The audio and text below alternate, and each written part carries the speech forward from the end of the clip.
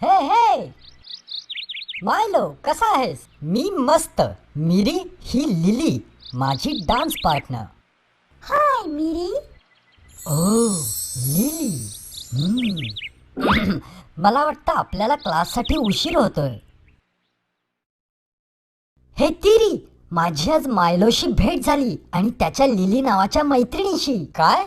तू मायलो आणि त्याच्या मैत्रिणीशी? ती खरंच खूप छान आहे. उद्या माझ्यासोबत चल. तू तिला भेटायलाच हवंस. मग त्यासाठी उद्यापर्यंत का थांबायचं? तिला आत्ताच पाहूया. नाही रे, ती घरी गेली.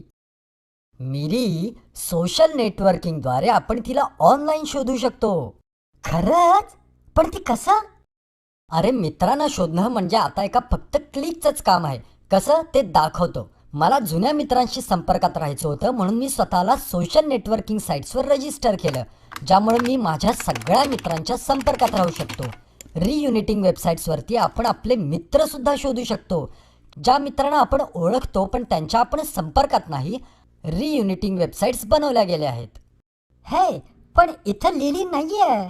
काळजी नको करूस. आपल्याकडे इतर अनेक वेबसाईट्स आहेत, ज्या की कोणतरी कॉमन फ्रेंड असणाऱ्या परंतु एकमेकांना न ओळखणाऱ्या दोन व्यक्तींना एकत्र आणण्यासाठी तयार केल्या गेल्या आहेत.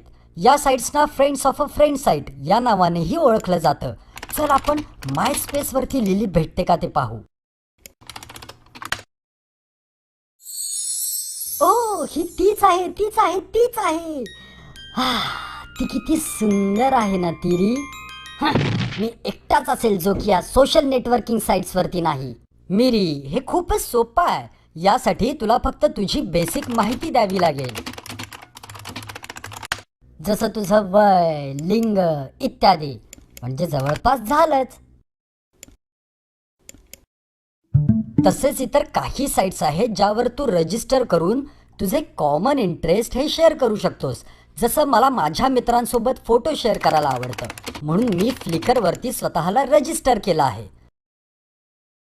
कॉमन इंटरेस्ट किंवा छंद असणाऱ्यांना अशा वेबसाईट्स एकत्र आणतात आणि व्यावसायिक संबंध जपण्यासाठी तुम्ही लिंक्डइनचा उपयोग करू शकता. ओ, मला सांग तिरी, हे तू सगळं कधी केलंस रे?